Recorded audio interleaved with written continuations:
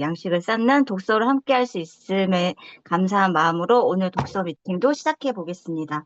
오늘 첫 번째 순서로는 정말 황미원 사장님께서 오늘은 읽어주실 건데요.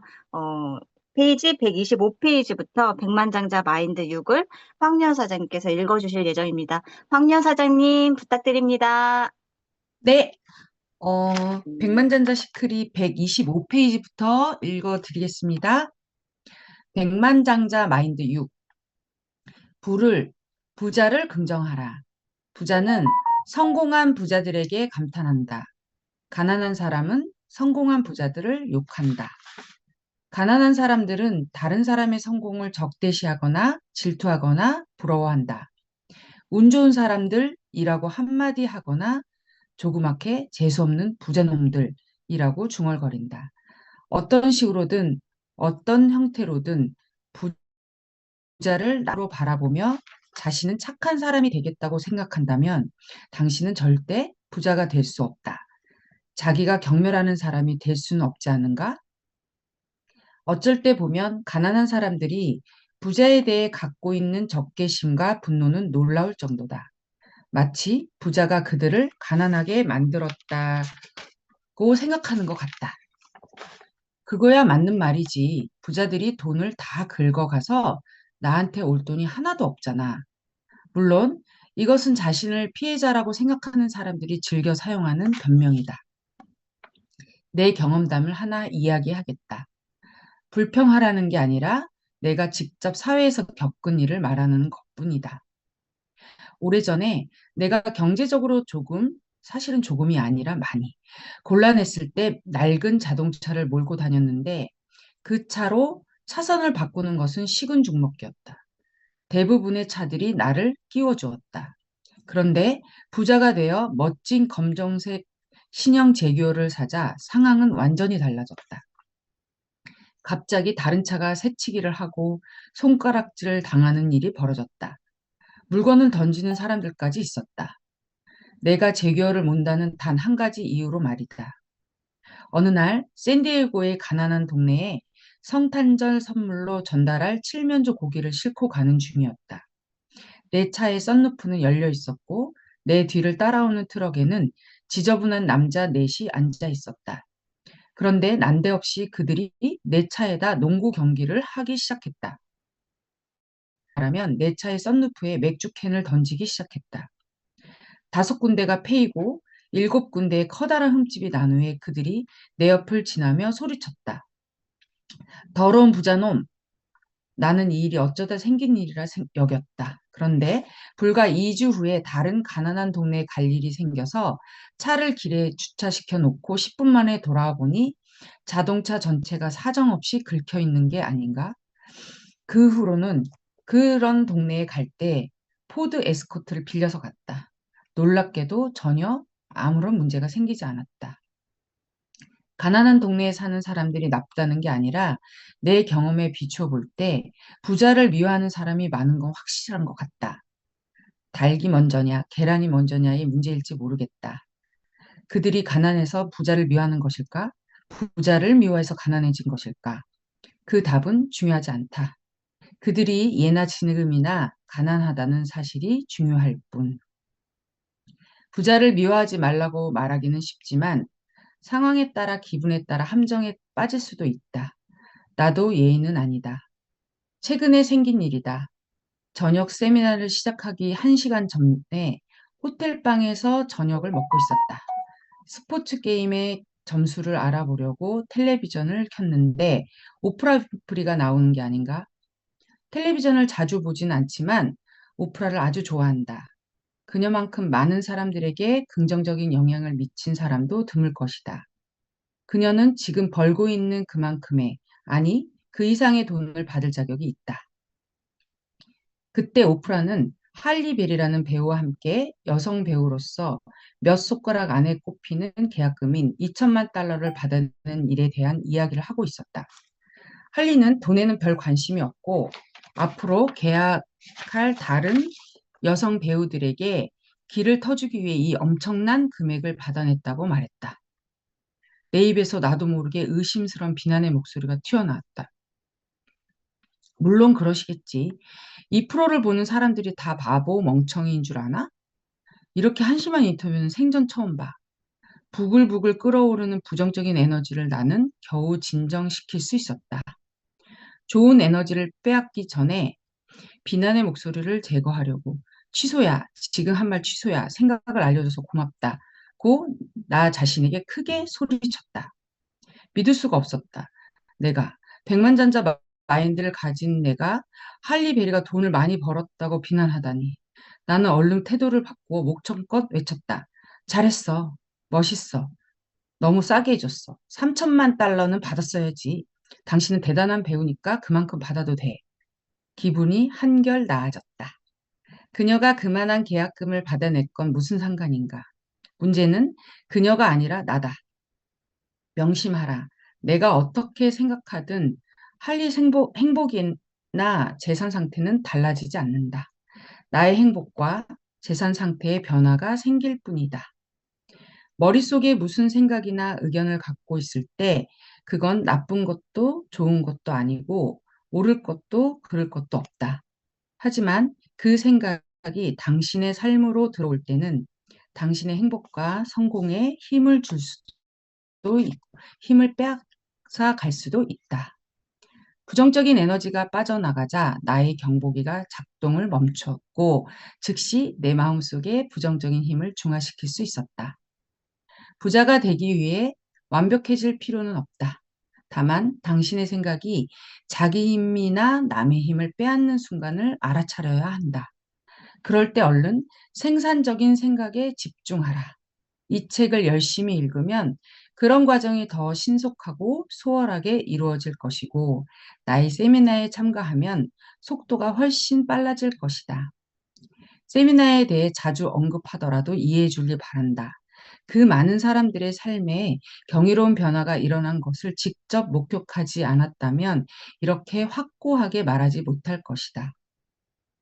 일본이 만드는 백만장자의 저자 마크 빅터 한센과 로버트 앨런은 러셀 H. 코넬의 저서 다이아몬드의 땅의 앞의 내용과 비슷한 부분에 있어 일부를 인용해 보겠다. 나는 당신이 부자가 되어야 한다고 부자가 되는 것이 의무라고 강조합니다. 신앙심 깊은 형제들이 나에게 물어옵니다. 목사님, 젊은이들에게 돈 벌어 부자가 되라는 충고를 하려고 이 나라를 돌아다니며 시간을 쓰시는 겁니까? 그렇습니다. 물론입니다. 그들은 말하지요. 이해할 수가 없어요. 돈 벌라고 설교하는 시간에 복음을 더 전파하는 게 낫지 않습니까? 정직하게 돈을 버는 것이 복음을 전하는 일이기 때문입니다. 그게 이유입니다. 부자가 되는 사람은 이 사회의 가장 정직한 사람일 수 있습니다. 오늘 밤 자리를 같이 한 어느 젊은이가 말했습니다. 돈이 생기면 사람이 변한다고 하던데요. 거짓말쟁이가 되고 악랄하고 비열하고 더러운 사람이 된다고 들었습니다. 형제여, 당신에게 돈이 없는 이유가 그것입니다. 그런 사람들의 생각을 받아들이기 때문입니다. 당신이 믿고 있는 것은 새빨간 거짓입니다. 분명히 말하죠. 미국의 부자 100명 중에는 98명은 정직합니다. 그래서 그들은 부자입니다. 그래서 그들은 돈의 신뢰를 받습니다. 그래서 같이 일할 사람들이 많이 모여들고 큰 기업을 운영할 수 있는 것입니다. 또 다른 젊은이가 말했습니다. 부정한 방법으로 100만 달러를 벌었다는 사람들의 이야기가 들리던데요. 그렇습니다. 물론 들었겠지요. 나도 들었습니다. 하지만 그런 사람들이 드물기 때문에 신문에서 방송에서 떠들어대는 것입니다. 그런 사람들이 듣다 보면 다른 부자들도 모두 부정하게 돈을 벌었을 거라고 생각이 들게 되지요. 친구 여러분, 필라델피아 외곽으로 날 데리고 가 꽃과 정원이 아름다운 집이며 예술 작품에서 웅장하게 지어진 집을 가진 주인들에게 나를 소개해 주십시오. 그러면 내가 여러분에게 우리 도시에서 사업적으로나 성품으로나 가장 훌륭한 사람들을 소개해 드리겠습니다. 자기 집을 소유한 그들이 그것을 소유함으로써 더 명예롭고 정직하고 순수하고 진실하고 경제적이고 신중해집니다. 우리는 탐욕하지 말라고 설교합니다.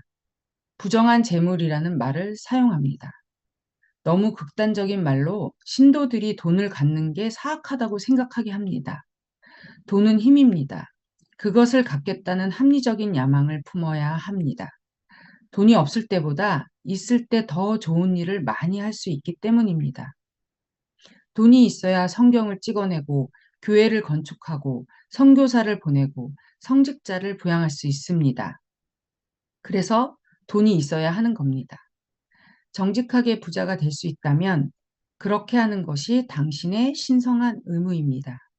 신실한 신앙인이 되기 위해 가난해져야 한다고 생각하는 것은 신앙인들의 심각한 착각입니다. 코넬은 아주 좋은 지적을 했다. 처음에 신뢰받는 능력을 이야기했다. 필요한 에서 제일 우위에 있는 것이 신뢰받는 인물이 되어야 한다는 것이다. 생각해보라. 못 믿을 사람과 거래할 수 있겠는가? 천만의 말씀이다. 최소한 어느 정도까지는 믿을 수 있는 사람이어야 한다. 되도록 많은 사람들이 당신을 믿어야 하고 당신은 당신을 믿는 사람들에게 신뢰를 지켜나가야 부자가 될 수 있다. 당신이 원하는 것을 축복하라. 더 중요한 것이 있다. 계속 부자로 남으려면 다른 어떤 자질들이 필요할까? 모든 원칙에 예의가 있지만 일반적으로 필요한 자질들이 있다. 몇 가지 말해볼 테니 맞는지 아닌지 생각해보라. 긍정적이다. 믿음직하다. 목표에 매진한다. 결단력 있다. 끈질기다. 성실하다. 부지런하다. 대인관계가 좋다. 대화를 잘한다. 웬만큼 똑똑하다. 한 가지 이상 분야의 전문가다. 코넬의 지적 중에서 또 하나 흥미로운 요소는 부자는 착한 사람이 될 수 없다. 부자는 경건한 종교인이 될 수 없다는 믿음에 길들여진 사람이 의외로 많다는 점이다. 나도 이런 식으로 생각한 적이 있었다. 친구들, 선생님, 언론이나 기타 사회의 다른 부분에서 어쨌거나 부자는 나쁘고 탐욕스럽다는 말을 들었다. 이것은 아무짝에도 쓸모없고 낡은 통념이다. 내가 실제로 겪어본 결과 내가 만난 부자들은 아주 좋은 사람들이었다. 샌디에고로 이사할 때 나는 부유한 동네에 집을 구했다. 그 집의 주변의 아름다운 경치가 마음에 들었다. 하지만 아는 사람 하나 없는 데다 내가 동네 분위기에 어울릴 수 없을 것 같아서 부담스러웠다. 될 수 있으면 속물스러운 부자들과 어울리지 않겠다고 틈을 보이면 안 된다고 생각했다. 하지만 세상 일이 그렇듯이 당시 5살과 7살이었던 내 자식들이 동네 아이들과 금방 친해지는 바람에 나는 그 아이들의 집에 데려다 주기 위해 대저택을 순회해야 할 상황에 처했다. 6미터는 되어 보이는 정교하게 조각된 나무 문에 노크를 했다. 아이 엄마가 문을 열더니 상냥하기 그지없는 목소리로 말했다. 하부, 만나서 반가워요. 들어오세요. 그녀가 아이스티리를 따라주고 과일 접시를 내놓았을 때 나는 좀 당황스러웠다. 무슨 속셈일까? 계속 의심스레 머리를 굴리며 해답을 찾으려 했다. 그 후에 아이들과 물장난을 치던 그녀의 남편이 집 안으로 들어왔다. 그는 부인보다 더 친절했다. 하부, 한 동네에 살게 돼서 기쁩니다. 오늘 저녁에 바비큐 파티를 할 건데 가족과 같이 오세요. 다른 사람들도 소개해 드릴게요. 못 온다는 말은 마세요. 그나저나 골프 치시나요? 내일 클럽에 나갈 건데 우리 같이 가지 않을래요? 이쯤 되자 나는 충격에 빠졌다. 내가 만나리라 예상했던 속물스러운 부자들은 다 어디로 가버렸을까? 집으로 돌아와 아내에게 바비큐 파티에 초대해 받았다고 말했다. 어머나 어떡해. 아내가 말했다. 뭘 입고 가죠? 걱정하는 아내에게 나는 이렇게 말했다. 아니야, 여보. 격식을 따지지 않는 편안한 사람들이야. 그냥 그대로 가면 돼. 그날 저녁에 우리는 참으로 따뜻하고 상냥하고 다정하고 넉넉한 사람들을 만났다. 대화 중에 어느 한 사람이 자기가 주도하고 있는 자선 모금 운동 이야기를 했다. 사람들이 각자 수표책을 꺼내기 시작했다. 난 믿어지지 않았다. 부자들이 기부금을 내려고 기다리는 모습을 보게 되다니. 그게 끝이 아니었다. 기부금을 받은 그 여자도 다른 사람들이 소속되어 있는 자선단체를 지원해 주기로 약속했다. 그렇다. 거기 있는 사람들은 한 명도 빠짐없이 자선단체를 이끌고 있거나 임원을 맡고 있었다. 우리를 초대해 준 부부는 몇 군데 자선단체에 소속되어 있었는데 해마다 아동병원 기금이 제일 많은 지원금을 내는 것이 자신들의 의무이자 책임이라고 생각했다. 수만 달러를 기부할 뿐 아니라 더 많은 기금을 모으기 위해 해마다 디너 파티를 열고 있었다. 거기 모인 사람 중에 정맥류 전문의도 있었다. 세계에서 몇 손가락 안에 꼽히는 정맥류 전문의로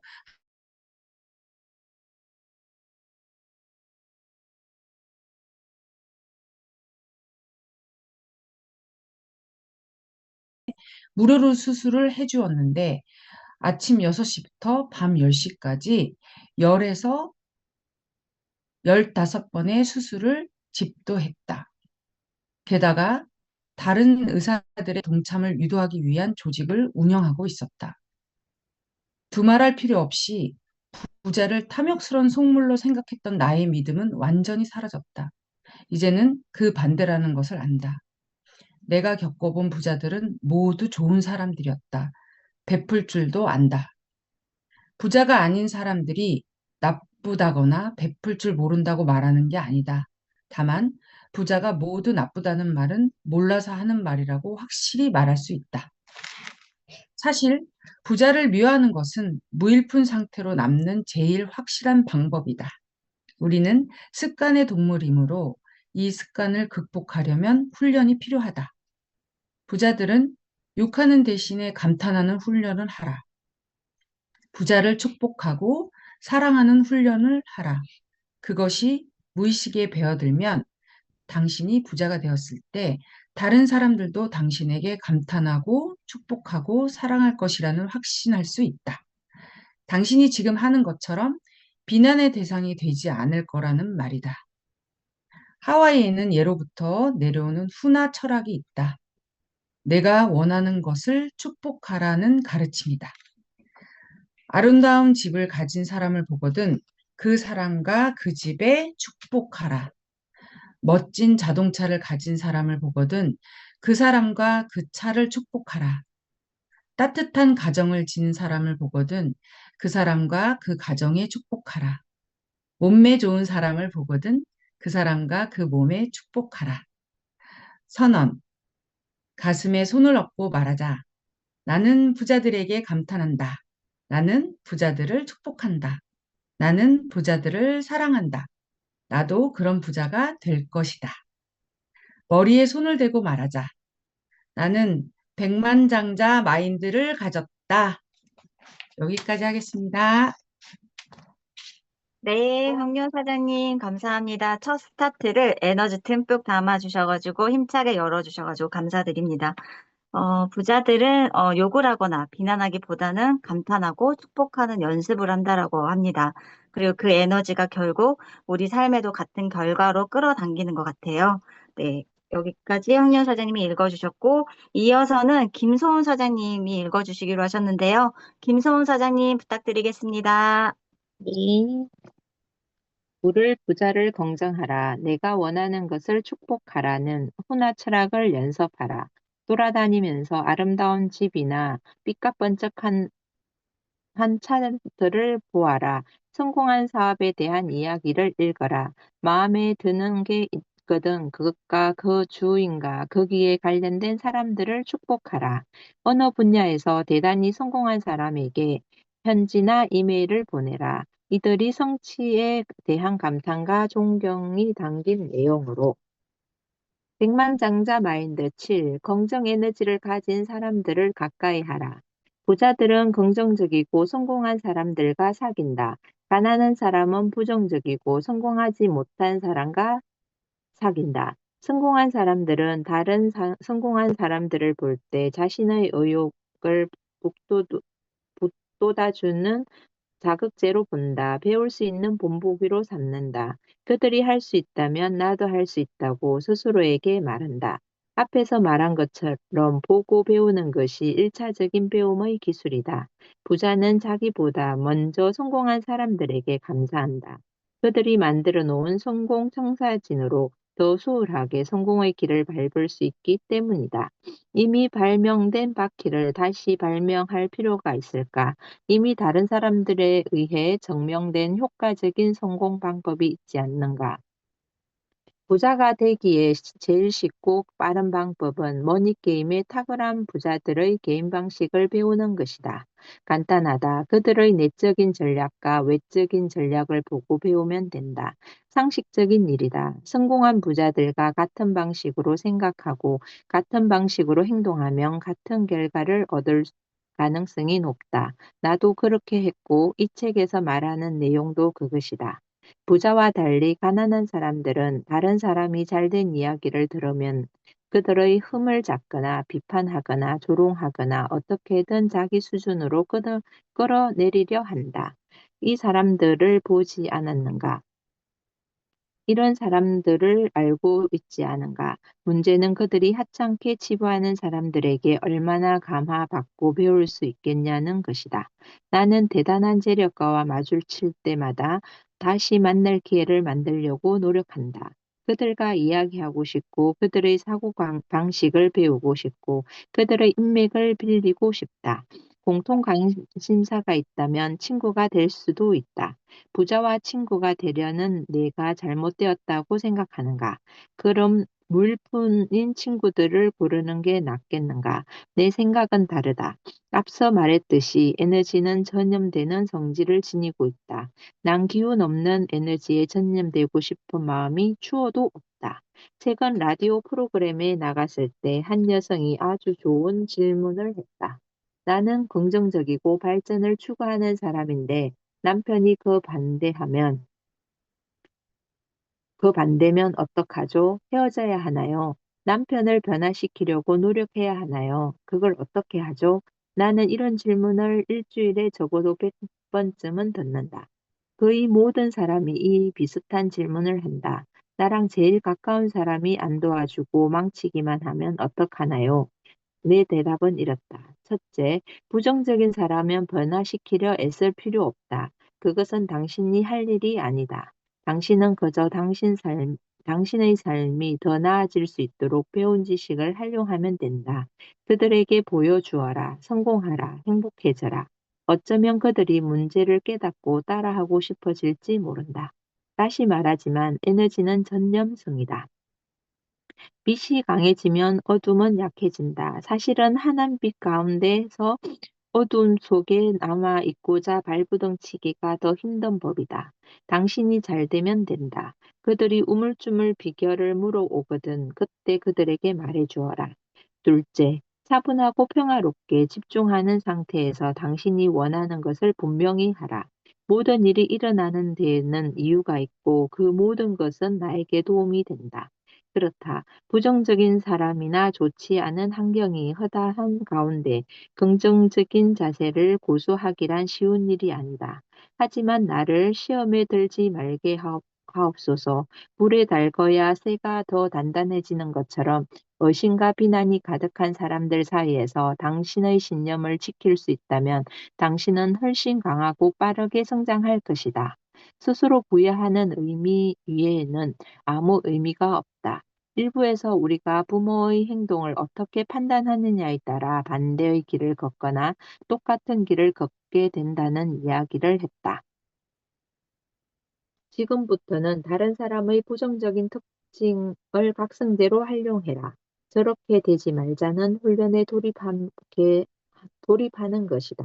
그들이 부정적인 성향을 드러낼수록 당신에게는 그런 방식이 얼마나 한심한가에 대한 각성제가 많아지는 셈이다. 드러내서 말하는 게 아니다. 그들을 비난하지 말고 당신이 다르게 행동하라. 그들의 모습과 행동에 판단의 잣대를 들이대며 비판하고 깎아내리면 당신도 그들과 다를 게 없다. 그들의 해로운 에너지가 당신을 더 이상 견딜 수 없게, 성장할 수 없게 만드는 최악의 경우에는 남은 평생을 위해 용기 있는 결단을 내려야 할지 모른다. 무모한 행동을 권하는 건 아니다. 그러나 나는 영적으로, 경제적으로 커나가고 싶은 나의 욕구를 무시하고 부정적으로 대하는 사람과는 절대 같이 못 산다. 그럴 마음 자체가 없다. 내 삶을 소중히 여기는 만큼 나에게 행복한 부자가 될 자격이 있기 때문이다.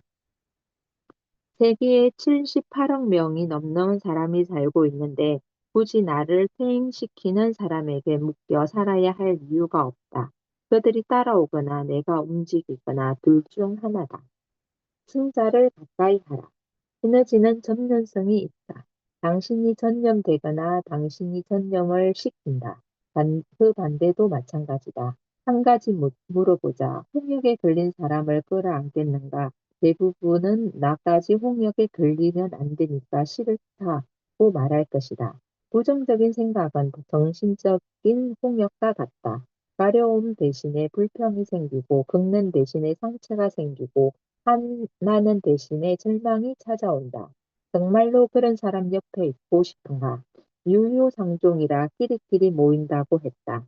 사람들의 소득은 대체로 친한 친구들이 버는 평균 소득의 20% 안팎이라는 걸 아는가? 그래서 함께 어울리는 사람, 함께 시간을 보내는 사람을 신중하게 골라야 하는 것이다.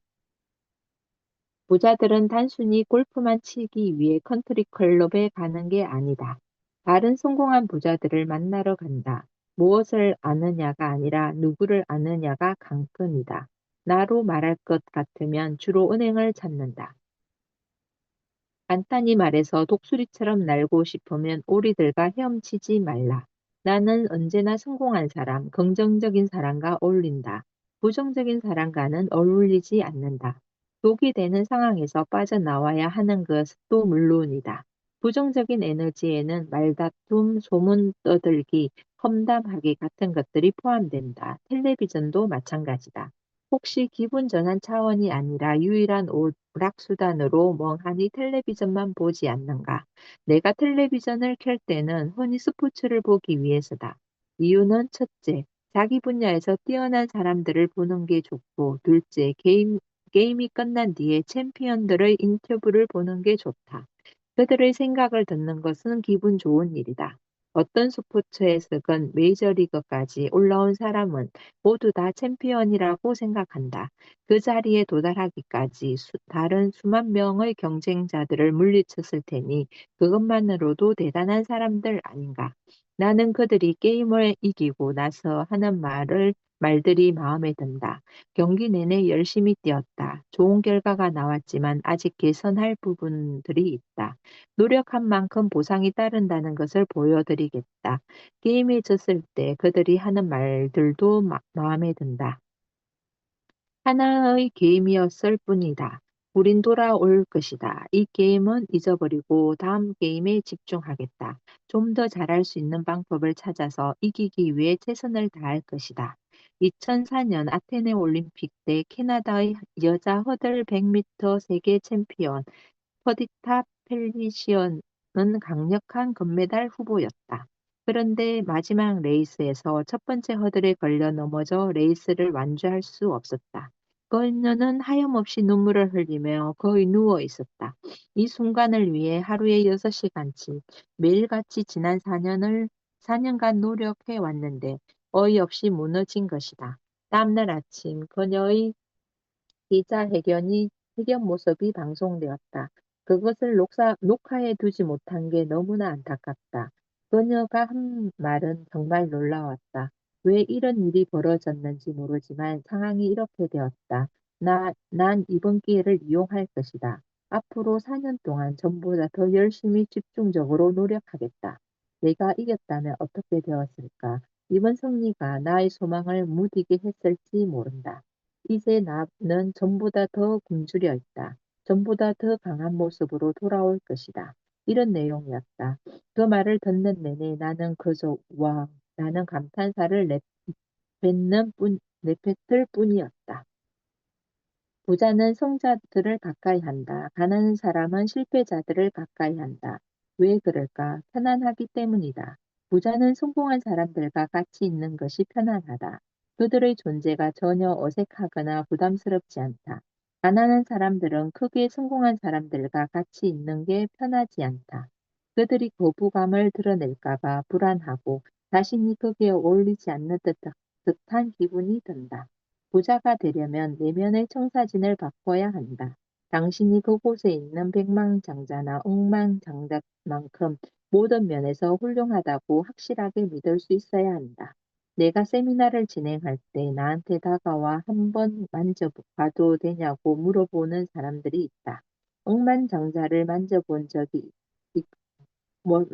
적이 없거든요. 나는 겉으로 정중하게 미소를 지어 보이지만 속으로는 이런 생각을 한다. 이게 무슨 짓이야? 난 당신과 다르지 않아. 더 잘나지도 않았어. 그걸 모르는 한 당신은 항상 이 상태 그대로일 거야. 백만장자를 만지는 게 무슨 소용인가? 당신이 그들만큼 훌륭하고 가치 있는 사람이라 믿고 그렇게 행동하는 것이 중요하다. 여기서 가장 적절한 충고는 이것이다. 정말로 백만장자를 만지고 싶다면 당신이 백만장자가 되어라. 무슨 말인지 알겠는가? 부자들을 욕하지 말고 대신 본받아라. 부자들 앞에서 설금슬금 그 뒷걸음질 하지 말고 그들을 알기 위해 다가가. 와, 정말 대단한 사람이다 라고 말하는 대신 그들이 할 수 있다면 나도 할 수 있다고 말하라. 백만장자를 만지고 싶으면 백만장자가 되어 자신을 만져라. 선은 가슴에 손을 얹고 말하자. 성공한 부자들을 본받겠다. 성공한 부자들과 어울리겠다. 그들이 할 수 있다면 나도 할 수 있다. 머리에 손을 대고 말하자. 나는 백만장자 마인드를 가졌다. 긍정 에너지를 가진 사람들을 가까이 하라. 도서관, 서점, 인터넷 어디든 들어가서 세계적으로 성공한 부자의 이야기를 읽어라. 앤드류 카네기, 존 디, 록펠러, 메어리 킹이, 도널드 트럼프, 위렌 버핏, 잭 웰치, 빌 게이츠, 테드 터너, 이런 사람들을 선택하면 된다. 그들의 성공담에서 영감을 얻고 특별한 성공 전략을 알아내고 가장 중요한 그들의 마인드를 습득하라. 테니스, 헬스, 골프, 비즈니스 클럽, 기타 고급 클럽에 다녀라. 부유한 사람들 틈에 섞여라. 그런 고급스러운 클럽에 갈 형편이 안 되면 근사한 호텔에서 커피나 차를 마셔라. 이런 분위기에 편안해져라. 거기에 드나드는 손님들을 지켜보며 당신과 똑같은 사람이라는 것을 알라. 당신의 삶을 퇴보시키는 상황이나 다른 사람들에게서 떨어져라. 그것이 가족이라면 되도록 덜 붙어 있어라. 쓸데없는 텔레비전 프로그램이나 스트레스를 유발하는 뉴스를 멀리 하라. 감사합니다. 여기까지 하겠습니다. 네, 감사합니다. 김소원 사장님 읽어주셔서 감사드립니다. 책을 읽어주실 때 여러 부분에 이제 저 밑줄을 그어놨는데요. 그중에서 성공한 부자들과 같은 방식으로 생각하고 행동하면 같은 결과를 얻을 가능성이 높다는 점이랑, 그리고 에너지는 전염되기 때문에 누구와 함께 하느냐도 매우 중요하다라는 부분에 밑줄을 또 그었고, 그리고 그들이 할 수 있다면 나도 할 수 있다라는 이 마인드가 되게 중요한 것 같아요. 그래서 사장님들도 읽어주실 때, 느낀 부분에 이렇게 밑줄을 한 번씩 그으면서 이렇게 들으셨으면 좋을 것 같아요. 이어서 세 번째 읽어주실 사장님은 백미경 사장님께서 읽어주실 건데요. 백미경 사장님 부탁드리겠습니다. 네, 백만장자 마인드 8. 자신과 자신의 가치를 알려야 한다.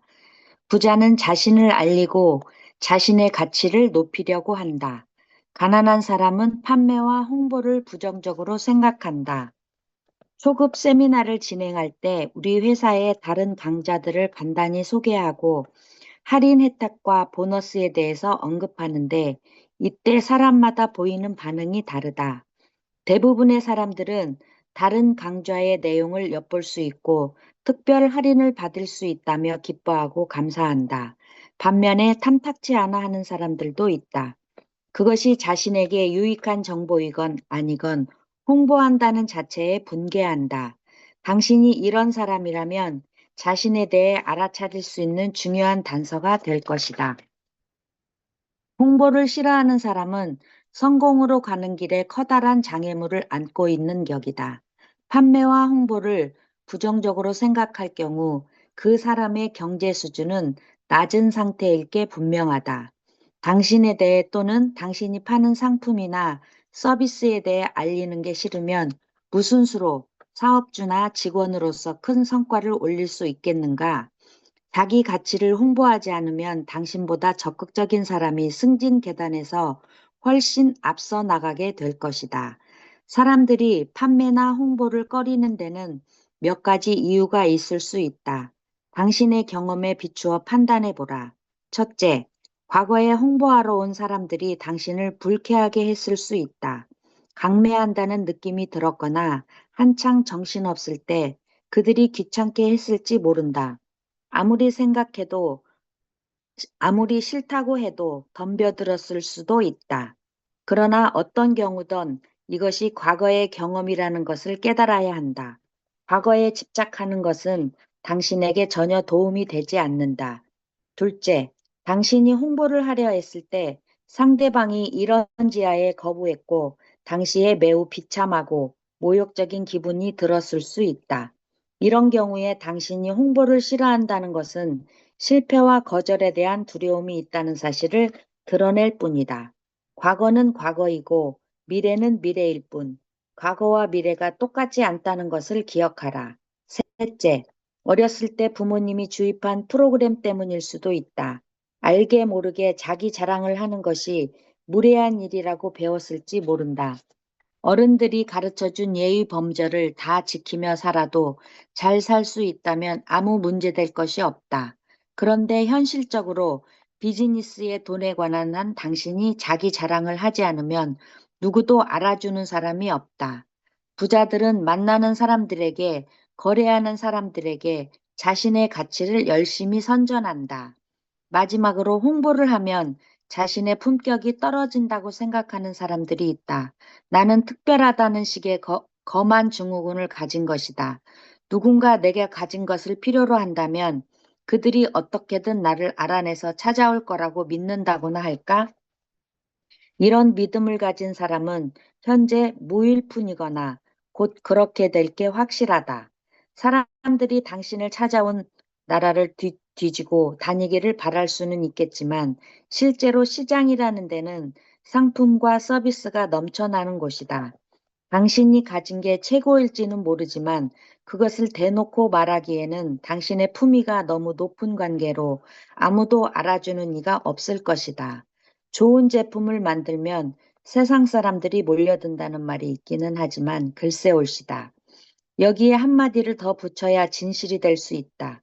세상 사람들이 그 제품을 알 경우에 부자들은 대개 홍보 솜씨가 뛰어나다. 자신의 상품, 서비스, 아이디어를 정열적으로 열렬하게 홍보할 자세가 되어 있고 실제로 그렇게 한다. 게다가 자신의 가치를 매력적으로 포장하는 실력도 탁월하다. 포장하는 게 잘못이라고 생각한다면 이런 상상을 해보라. 여자들에게 화장 금지 선포를 내리면 어떨까? 남자들에게 양복 착용 금지 선포를 내리면 어떨까? 어차피 그것은 모두 포장에 불과하지 않은가? 부자 아빠 가난한 아빠의 저자 로버트 기요사키는 책 쓰는 일을 포함한 모든 비즈니스의 성패는 판매에 달려 있다고 말한다. 자신이 최고로 잘 쓰는 작가가 아니라 최고로 잘 팔리는 작가라고 한다.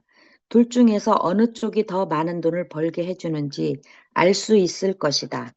부자들을 보면 대개 리더의 자리에 앉아 있는데 뛰어난 리더들은 홍보 능력도 뛰어나다. 리더가 되려면 그를 따르는 사람들과 지지하는 사람들이 있어야 한다. 다른 사람들이 당신의 비전을 받아들이게 하는 판매 능력, 감화력, 선동 능력이 있어야 한다는 뜻이다. 미국의 대통령도 자신의 이상을 실현하기 위해 국민에게, 의회에, 자신의 당원들에게 그 이상을 지속적으로 판매하고 홍보해야 한다. 애초에 그가 자신을 홍보하지 않았다면 대통령으로 선출되지 못했을 것이다. 간단히 말해서 홍보를 못하거나 하지 않는 리더는 리더의 자리에 오래 앉아 있을 수 없다. 정치판에서, 회사에서, 스포츠계에서, 심지어 부모로서의 위상도 마찬가지다. 내가 이 말을 반복하는 이유는 리더가 추종자보다 훨씬 많이 벌기 때문이다. 가치를 믿고 필요한 이들에게 알려라. 당신이 홍보를 좋아하는지 싫어하는지는 여기서 핵심이 아니다. 홍보를 하는 이유가 중요하다. 당신의 믿음에 관한 문제다. 진정으로 자신의 가치를 믿는가? 당신이 제시하는 상품이나 서비스를 확신하는가? 홍보하는 대상에게 그것이 정말로 유익하다고 생각하는가?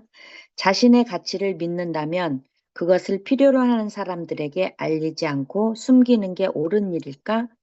당신에게 관절염 치료제가 있는데 관절염으로 고생하는 사람들을 만나자고 치자. 그 안에 약이 있다는 사실을 숨기겠는가? 그 사람이 당신의 마음을 읽을 때까지 당신에게 치료약이 있을 거라고 짐작할 때까지 기다리겠는가? 너무나 소심해서 두려워서 너무 잘난 사람이라서 홍보를 할 수 없기 때문에 아파하는 사람을 그대로 보고만 있어야 하겠는가? 다 그런 것은 아니지만 홍보를 꺼리는 것들은 대개 자신의 상품에 확신이 없거나 자신을 충분히 믿지 못하는 사람들이다. 그러니 자신의 가치를 강하게 확신하는 사람이 누구를 만나든 수단과 방법을 다 동원해서 자신을 알리고 홍보할 수 있다는 사실 자체를 상상하지 못하는 것이다. 당신이 제공하는 것이 사람들에게 정말로 유익하다고 믿는다면 최대한 많은 사람들에게 알리는 것이 의무다. 그렇게 함으로써 많은 사람들을 도울 수 있을 뿐 아니라 당신은 부자가 된다. 선언. 가슴에 손을 얹고 말하자. 정열적으로 열렬하게 나의 가치를 다른 사람에게 알리겠다. 머리에 손을 대고 말하자. 나는 백만장자 마인드를 가졌다. 백만장자 행동지침 8. 자신과 자신의 가치를 알려야 한다. 1. 당신이 지금 제공하고 있는 혹은 계획하고 있는 상품이나 서비스가 얼마나 가치 있다고 믿는가? 1부터 10까지 등급을 매겨보라. 1은 가장 낮은 수준, 10은 가장 높은 수준이다. 7에서 9의 결과가 나왔다면 가치를 높이기 위해 상품이나 서비스를 개조하라. 6 이하의 결과가 나왔다면 그 상품이나 서비스 제공을 중지하고 확실히 가치 있다고 믿는 것을 선택하라. 2. 마케팅과 판매에 관한 책을 읽고 영상을 보고 강의를 들어라. 당신의 가치를 100% 홍보할 수 있을 정도로 해당 분야의 전문가가 되어라. 백만장자 마인드 9. 어떤 어려움이 닥쳐도 그보다 강해져라. 부자는 그들의 문제보다 크다. 가난한 사람은 그들의 문제보다 작다. 전에 말했듯이 부자가 된다는 것은 공원을 한가롭게 거니는 일이 아니다. 여기저기 꼬이고 틀어지고 어쩔 때는 빙 돌아가야 하고 장애물에 걸리기도 한다. 부자가 되는 길에는 함정과 덫이 질비하다. 그래서 대부분의 사람들이 목적지까지 도착하지 못하는 것이다. 그들은 도전에 맞서거나 골치를 썩거나 책임지는 게 싫다. 즉 문제가 생기는 것을 바라지 않는다. 여기에 부자와 가난한 사람의 커다란 차이가 있다. 성공한 부자들은 자신에게 닥치는 어려움보다 크다. 성공을 모르는 가난한 사람들은 그들의 어려움보다 작다. 가난한 사람들은 문제를 피하려고 무슨 짓이든 한다. 골치 아픈 일이 보이면 도망친다. 문제를 피하려고 안간힘을 쓰는 그들에게 가장 큰 문제가 생기다니 아이러니한 일이 아닐 수 없다. 돈 없는 비참한 신세 말이다. 어려움 앞에서 움츠려 들거나 문제를 없애려 하거나 피해려 해서는 성공할 수 없다. 어떤 어려움이 닥쳐도 그보다 강해질 수 있도록 자신을 키우는 것이 성공의 비결이다. 1부터 10까지의 단계가 있는데 당신이 2단계의 성격과 태도를 가진 상태에서 5단계의 문제를 쳐다본다고 가정해보자. 이 문제가 크게 보일까? 작게 보일까? 2단계 시점에서 보면 5단계 문제는 큰 문제인 것 같다. 이제 자신을 키워서 8단계의 사람이 되었다고 하자. 똑같은 5단계 문제가 큰 문제일까? 작은 문제일까? 놀랍게도 똑같은 문제가 이제는 작은 문제로 보인다. 마지막으로 당신이 각고의 노력 끝에 10단계로 올라갔다면 어떨까? 이제 똑같은 5단계 문제는 큰 문제일까, 작은 문제일까? 전혀 문제거리가 되지 않는다. 애당초 당신의 뇌에 문제로 입력되지도 않는다. 부정적인 에너지가 생겨나지 않는다. 일을 닦거나 옷을 입거나 입는 것처럼 쉽게 해결할 수 있는 일일 뿐이다. 돈 많은 사람이건 가난한 사람이건 크게 노는 사람이건 작게 노는 사람이건 우리에게 문제는 끊임없이 일어난다. 숨을 쉬고 있는 한은 문제와 장애물들이 당신의 인생에 항상 찾아들 것이다. 간단하게 풀어주겠다. 문제의 크기는 결코 문제가 아니다. 중요한 것은 당신의 크기다. 감당하기 힘들 수도 있겠지만 성공으로 향하는 계단을 오르려면 당신의 삶에 진짜로 무슨 일이 벌어지는지 알아야 한다. 준비됐는가? 자, 시작하자. 삶에 커다란 문제가 있다면 그것은 당신이 작은 사람이라는 뜻이다. 보이는 모습에 속지 말라. 밖으로 드러난 세계는 내면 세계를 비추는 거울에 불과하다. 이 상황이 영원히 달라지기를 바란다면 문제의 크기를 쳐다보지 말고 당신의 크기를 쳐다보라. 거친 방법이지만 나는 세미나 참석자들에게 이렇게 말한다. 큰 문제가 생겼다고 생각될 때마다 자신을 손가락질하며 내가 작아서 그렇다라고 소리치라고. 이것은 당신의 생각을 일깨워서 근본적인 원인이 자리한 당신 자신에게 관심을 되돌리는 효과가 있다.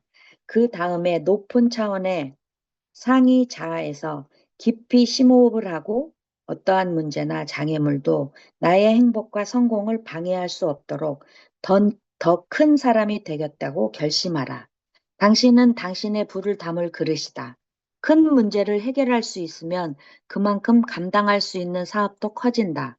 커다란 책임을 감당할 수 있으면 그만큼 거느릴 수 있는 직원도 많아진다. 거래할 수 있는 고객이 많아지면 다룰 수 있는 돈도 많아지고 궁극적으로 당신이 굴릴 수 있는 재산도 많아진다. 다시 강조하겠다. 당신의 소득은 당신이 하는 만큼만 늘어난다. 또한 당신이 부자가 되었을 때 그 재산을 관리하고 유지할 수 있는 방법은 장애나 문제를 넘어설 수 있을 정도로 자신을 키워나가는 것이다. 그런데 돈을 버는 것과 재산을 관리하고 유지하는 일은 전혀 다른 이야기다. 누가 알겠는가? 나도 몰랐다. 돈을 벌기만 하면 성공할 거라고 생각했다. 내가 처음에 벌어들인 100만 달러가 벌었을 때만큼 빠르게 내 손에서 빠져나갔다고 하면 믿을 수 있겠는가? 이제와 생각하면 문제가 무엇인지는 알만하다. 그때 당시에 나의 도구함은 내가 벌어들인 재산을 관리할 만큼 크거나 강하지 않았다. 백만장자 마인드의 원칙들을 훈련해서 나 자신을 다시 세팅할 수 있었던 게 감사할 따름이다.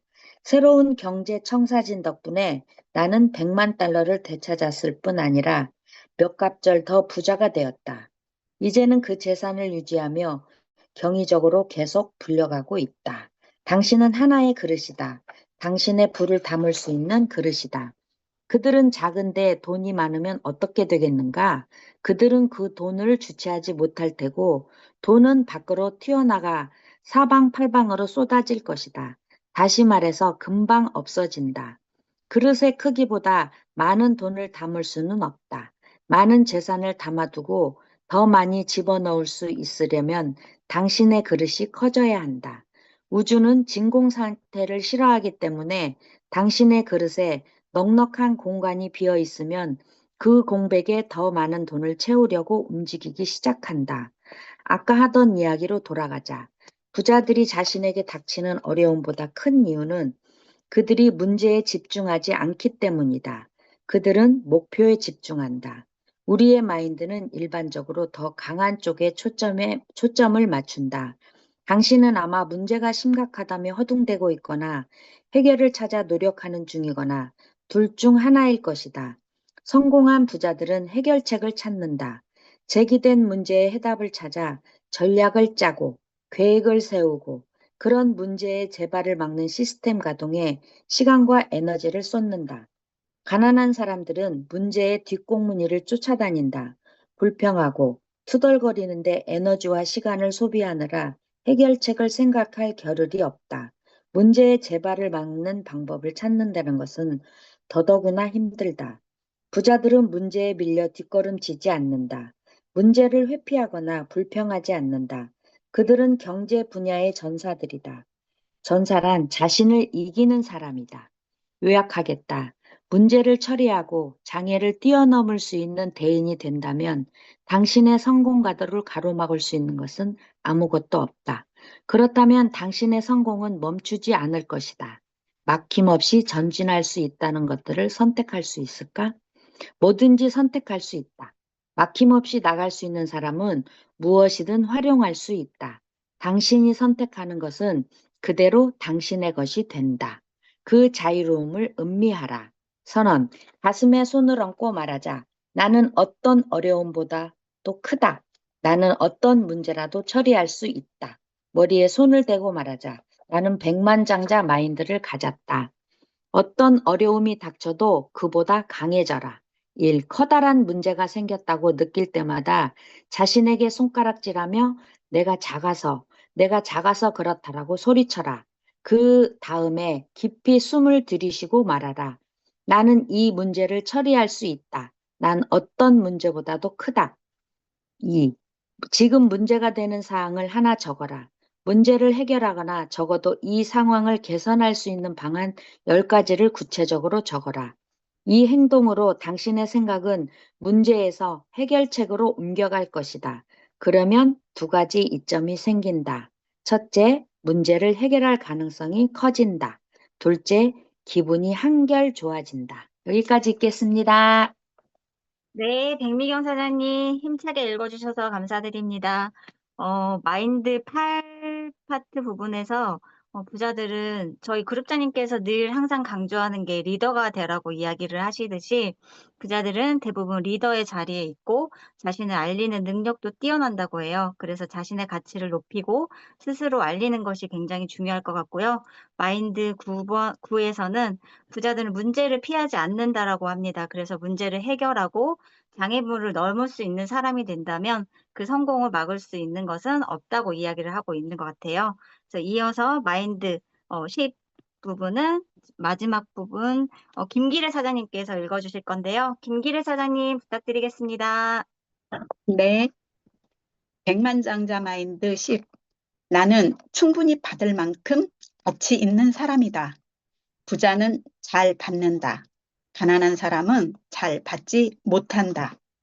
사람들이 경제적인 잠재력을 충분히 발휘하지 못하는 이유를 하나만 꼽으라면 받는 능력의 부족이라고 하겠다. 남에게 주는 것을 잘하는 사람들은 꽤 많지만 받는 쪽으로는 어색해하는 사람이 절대 다수다. 그들은 받는 능력이 부족하기 때문에 잘 받지 못하는 것이다. 사람들이 잘 받으려 하지 않는 이유에는 몇 가지가 있다. 우선은 받을 자격이 없다거나 자신에게 그만한 가치가 없다고 생각해서다. 이것은 우리 사회에 만연해 있는 증상이다. 90% 이상의 사람들이 자신을 훌륭하다고 여기지 못하고 있다. 이런 열등감이 어디서 기인하는 걸까? 대개는 이미 규정되어 있는 조건 때문이다. 된다는 말보다 안 된다는 말을 10배 더 들었고, 잘한다는 말보다 못한다는 말을 10배 더 들었고, 대단하다는 말보다 멍청하다는 말을 5배쯤 더 많이 들으며 살아왔기 때문이다. 부모님이나 보호자가 물심양면으로 지원해 주었더라도 그들의 기대치와 칭찬에 계속 맞출 수 없을 것 같은 느낌이 든다. 그래서 부족하다고 느낀다. 그 외에 어릴 때 받는 차별도 하나의 역할을 한다. 잘못을 하면 벌을 받아야 한다는 것이 암묵적인 규칙이다. 종교적인 테두리 안에 있는 사람들은 모든 벌 중에서도 최고봉인 천국에 들어가지 못한다는 위협을 받기도 한다. 물론 어른이 된 지금은 그런 벌을 받지 않는다. 정말 그럴까? 아니다. 대개의 사람들에게는 처벌 규정이 아주 뿌리 깊이 박혀 있어서 실수를 하거나 모자람이 드러났을 때 주위에 벌할 사람이 없는데도 무의식적으로 자신에게 벌을 내린다. 어렸을 때는 나쁜 아이니까 사탕을 주지 않겠다와 같은 식으로 벌을 받았을지 모른다. 그런데 이제는 넌 나쁜 사람이니까 돈을 벌 수 없다라는 형태로 벌이 내려진다. 사람들이 무의식적으로 자기 소득의 한계를 긋거나 자기 성공을 파괴하는 이유를 여기서 찾을 수 있다. 사람들이 받지 못하는 것은 어쩌면 당연하다. 작은 실수 하나만 저질러도 남은 평생 비참하고 가난해질 거라고 생각하기 때문이다. 너무 가혹한 처벌이라고? 우리 마인드가 언제부터 논리적이었나? 언제부터 그렇게 동정심이 많았는가? 우리의 마인드는 과거에 입력한 프로그램으로 가득 찬 파일 폴더다. 수많은 재앙과 극적인 사건들이 이미 한가득 채워져 있다. 상식적으로 납득할 만한 일이거나 아니거나 하는 문제는 중요하지 않다. 이 이야기를 들으면 기분이 좀 나아질지 모르겠다. 어차피 자신을 가치 있게 느낀 건 느끼지 않건 당신은 부자가 될 수 있다. 부자들 중에서도 자기 가치를 확신하지 못하는 사람이 많다. 사실 사람들이 부자가 되고 싶어 하는 중요한 이유는 자신에게 또는 다른 사람들에게 자신의 가치를 증명하고 싶어서다. 그러나 자신을 증명하려고 부자가 되는 것은 행복을 가져다 주지 못하므로 부자가 되려는 동기를 달리 가져야 한다고 앞에서 말한 바가 있다. 물론 자신의 가치를 확신하지 못한다고 부자가 되지 못하는 것은 아니고 경제적인 측면만을 보면 오히려 동기를 부여하는 힘이 될 수도 있다. 내가 무슨 말을 하려는 것인지 잘 이해하기 바란다. 지금이 당신의 인생에서 제일 중요한 순간일지 모른다. 준비됐는가? 그럼 시작하자. 당신에게 가치가 있거나 혹은 없다고 생각하는 것은 모두 지어낸 이야기다. 우리가 의미를 부여하지 않는 한 그 무엇도 의미를 지니지 못한다. 태어날 때 도장 찍는 줄을 거쳐서 태어났다는 사람이 있던가? 하느님이 한 사람 한 사람 지나갈 때마다 이마에 도장을 찍어주는 모습을 상상할 수 있겠는가? 합격, 불합격, 합격, 불합격. 어이쿠, 이건 완전 불량품일세. 미안하지만 나는 이런 식으로 사람이 생겨났다고 생각지 않는다. 합격, 불합격. 도장을 찍는 사람은 없다. 그 도장을 찍는 사람은 당신이다. 당신이 그것을 만든다. 당신이 결정한다. 가치 있는 사람인지 아닌지 결정하는 사람은 오직 당신이다. 당신이 스스로 가치 있다고 말하면 그런 것이다. 스스로 가치 없다 말하면 가치 없는 사람인 것이다. 어느 쪽이건 당신은 스스로 지어낸 이야기에 따라 살아갈 것이다. 이것은 아주 중요한 말이다. 다시 말하겠다. 당신은 스스로 지어낸 이야기에 따라 살아갈 것이다. 사람들이 왜 자신에게 이런 짓을 하는 걸까? 어째서 스스로 가치 없다는 이야기를 꾸며내는 것일까? 인간의 마인드에는 잘못을 찾아다니는 자기 보호 본능이 있기 때문이다. 다람쥐가 이런 걱정을 하던가? 내가 못나서 올겨울에는 도토리를 많이 모으지 못할 것이다. 라고 생각하는 다람쥐가 있을까? 그럴 리 없다. 지능이 낮은 동물들은 자신에게 절대 그런 짓을 하지 않는다. 지구상에서 제일 머리가 깬 동물만이, 즉 인간만이 이런 식으로 자신에게 한계를 부여할 능력이 있다. 30분 되어서 여기까지 읽을게요. 네, 네, 김기래 사장님 읽어주셔서 감사드립니다. 네, 네, 오늘은 시간이 되어서 오늘은 여기까지 하고 이어서 저희 그룹장님의 리더 메시지를 갖는 시간을 갖도록 하겠습니다. 그룹장님 부탁드리겠습니다. 네, 사장님들 읽어주셔서 감사합니다. 와닿는 부분이 참 많으셨을 것 같아요. 저는 어떤 부분이 와닿았냐면 140페이지에 부정적인 사람을 변화시키려 애쓸 필요 없다. 그것은 당신이 할 일이 아니다.